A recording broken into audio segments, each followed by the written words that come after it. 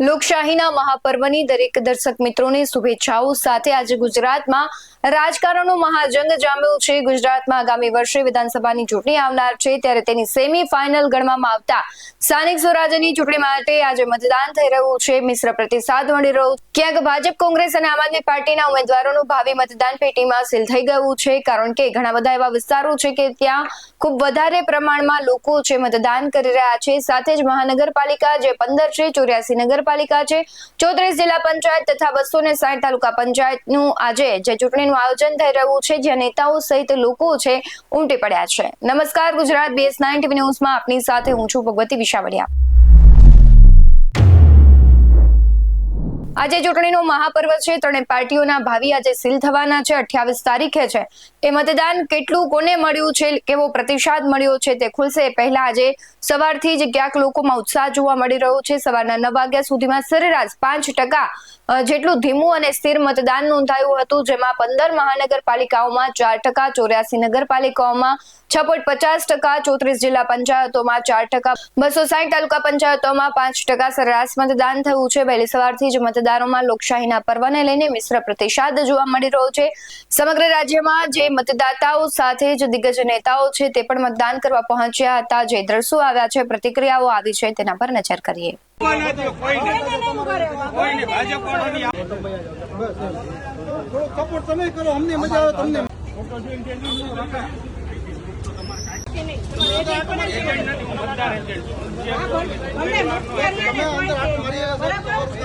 મારું મતદાન કરવા જાવ,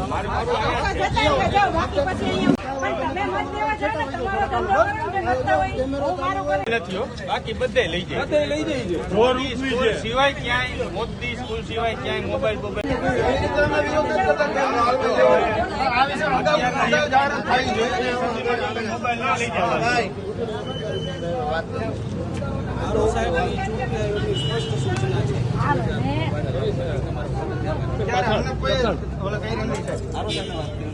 મને સૂચના બૂથમાં મોબાઈલ અલાઉ નથી।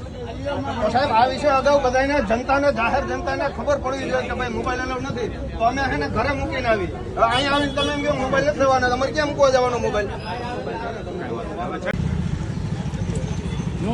એ લોકોને જે કઈ ગાઈડલાઈન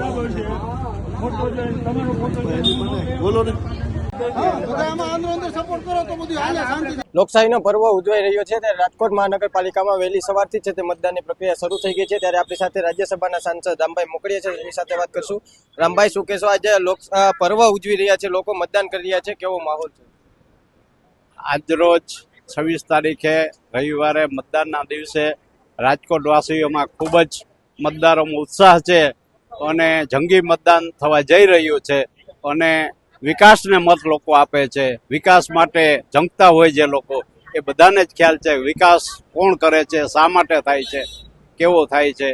કમ્પેર તો કોઈ બીજા પક્ષમાં કરવાની જરૂર નથી। માત્ર ને માત્ર જે વિકાસ કમળનો થઈ રહ્યો છે, જે વિકાસ દેશનો, ગુજરાત સરકારનો અને રાજકોટ કોર્પોરેશનનો વિકાસ થઈ રહ્યો છે, રોડ રસ્તા જે કામ થઈ રહ્યા છે, પાણી નળ ગટર, એને ધ્યાનમાં રાખી અને મને શ્રદ્ધા છે કે આજે રાજકોટ વાસીઓ મતપેટીઓ ભરી દેશે અને 100% મતદાન કરશે એવી મારી અપેક્ષા પણ છે અને લોકોને વિનંતી પણ છે કે બધાએ મતદાન કરવું જોઈએ। તમારો જે સિલેક્ટેડ ઉમેદવાર હોય, પણ લોકશાહીનું પર્વ છે, બધા જ મતદાન કરે એવી મારી અપીલ છે। રામભાઈ, આજે ડિગ્રી પણ, તાપમાનની ડિગ્રી પણ પારો ઊંચો જવાની શક્યતા છે, આગાહી કરવામાં આવી છે, તેને લઈને મતદાનમાં કઈ બદલાવ આવી શકશે?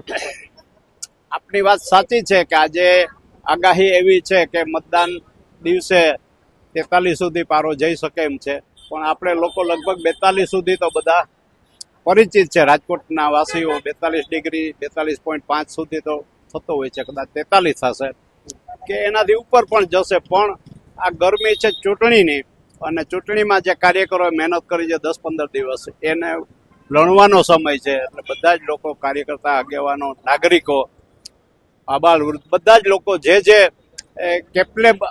એપ્લિકેબલ છે વોટિંગ માટે, એ બધા મત આપશે અને મત વિકાસને આપવો જરૂરી છે। 42 ડિગ્રી હોય, 43 હોય, પણ મત છે એ 5 વર્ષે એક વખત ઉજવાતું આપણું પર્વ છે અને એને ઉજવવા માટે બધા જ લોકોએ જવું જોઈએ, મતદાન કરવું જોઈએ। એ લોકશાહીની પરંપરા છે અને એ જરૂરી છે। રામભાઈ, આ વખતે ત્રિપાખીઓ જંગ છે, કોનું પતું ફાવશે, તમને શું લાગે છે?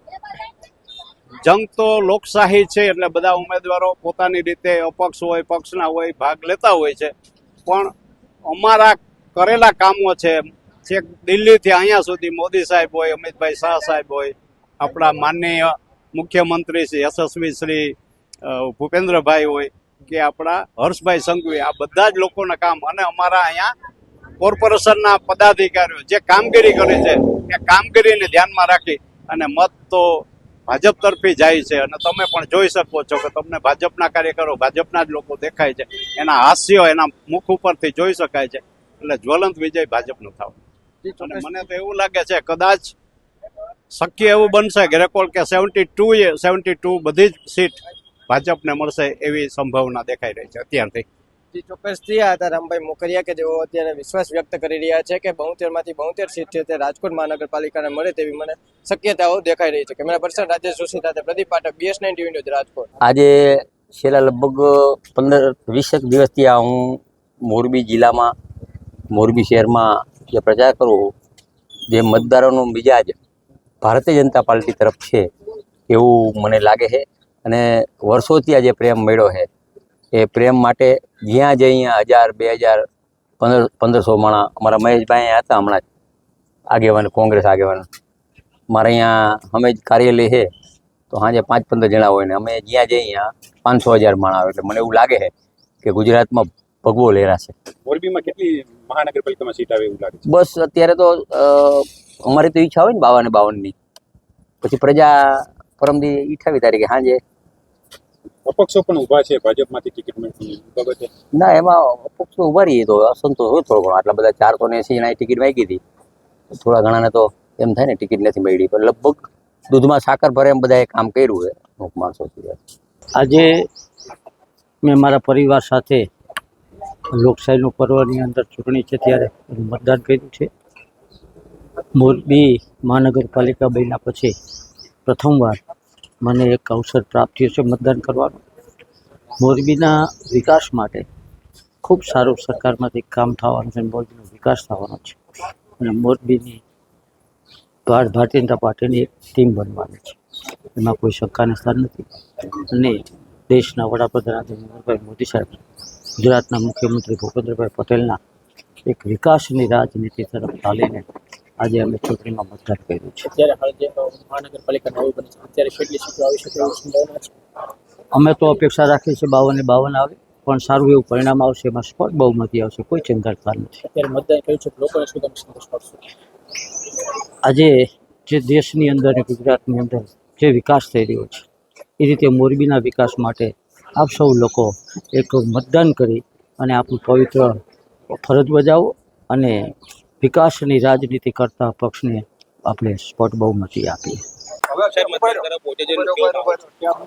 ખૂબ સુંદર અને ઉત્સાહપૂર્વક આજે જે ટેમ્પરેચર જે ગરમીનું છે એ જ ઉત્સાહથી મતદાન લોકો લાઈનમાં ઊભા રહી ગયા છે. ખાસ કરીને બહેનો માતાઓ લાઈનમાં ઊભા, ઘરના કામ છોડીને પણ મતદાન મથકો પર લાઈનમાં ઊભા છે. વિશેષ કરીને આ વખતે પહેલી વાર મતદાતાઓ જે યુવા યુવતીઓ આપવાના છે એમને હું ખૂબ શુભેચ્છા પાઠવું છું. અને આ દેશનું ગૌરવ જે પ્રકારે વધ્યું છે, આત્મનિર્ભર ભારત બન્યું છે, એને આજે વધાવવાનો દિવસ છે. અને જે ઉત્સાહથી જે મતદાન કરે, આ વખતનો રેકોર્ડ બ્રેક મતદાન થવાનું છે. છેલ્લા 15-20 વર્ષમાં જે મતદાન નથી થયું એટલા ઉત્સાહથી એનો રેકોર્ડ બ્રેક મતદાન થશે. સ્થાનિક સ્વરાજ્યની જિલ્લા પંચાયત, તાલુકા પંચાયતની ચૂંટણી માટે મતદાન થઈ રહ્યું છે. લોકશાહીના પર્વને લોકો ધામધૂમથી ઉજવી રહ્યા છે. મોટી સંખ્યામાં લોકો મતદાન પણ કરી રહ્યા છે. આજે મેં જામકણા તાલુકા શાળા ખાતે મારા મતનો ઉપયોગ કર્યો છે, મત આપ્યો છે અને ભારતીય જનતા પાર્ટીનો ભવ્ય વિજય થશે એવા પૂરા વિજયના વિશ્વાસ સાથે આજે મેં તાલુકા શાળા ખાતે મતદાન કર્યું છે. લોકોને પણ નમ્ર વિનંતી કરું છું કે વધુમાં વધુ મતદાન કરો અને આ લોકશાહીના પર્વને સાથે મળીને આપણે ઉજવણી કરીએ એટલી સૌ નાગરિકોને નમ્ર વિનંતી કરું છું. સ્થાનિક સ્વરાજ્યની જિલ્લા પંચાયત અને તાલુકા પંચાયતની ચૂંટણી માટે મોટા પાયે મતદાન થઈ રહ્યું છે. લોકો આ લોકશાહીના પર્વને આનંદથી ઉજવી રહ્યા છે. મેં આજે જામકણા તાલુકા શાળા ખાતે મતદાન કર્યું છે. ભારતીય જનતા પાર્ટીનો ભવ્ય વિજય થશે એવા પૂરા વિજયના વિશ્વાસ સાથે આજે જામકુંડા તાલુકા ખાતે મતદાન કર્યું છે. લોકોને પણ નમ્ર વિનંતી કરું છું કે લોકશાહીના પર્વની અંદર જોડાઈ અને વધુમાં વધુ મતદાન કરો એવી તમામ લોકોને નમ્ર વિનંતી પણ કરું છું.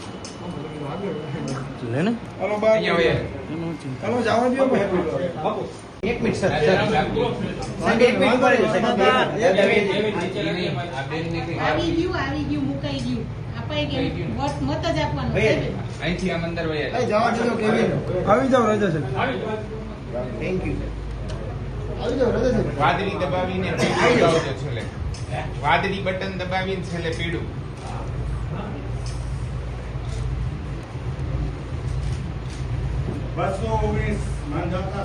જાડેજા.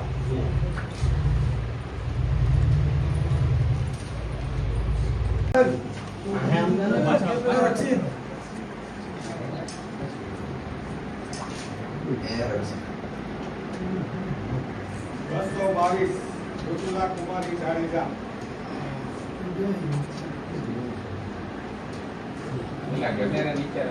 અંદરનું કોઈ લેતા અરે એટલું તો અમને ખબર નથી. આટલા વર્ષથી નોકરી છે. રાજા બાર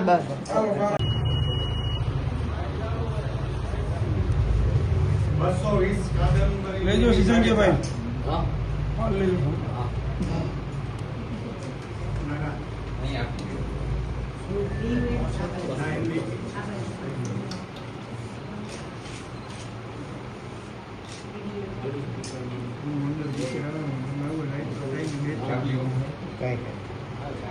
આપણી બેટરી જાય છે ને એની ભલે પૂરી અંદર વાદળી દબાવીને પીળું દબાવજો.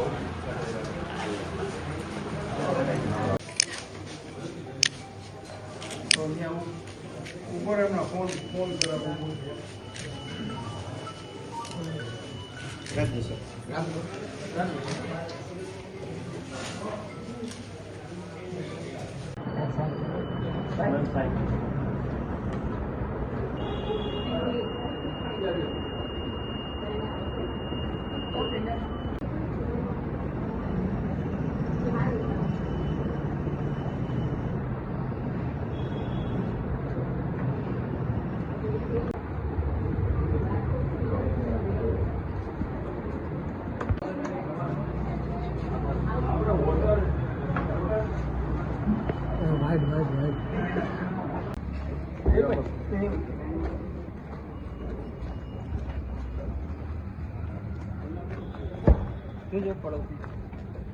ચાલુ કરો.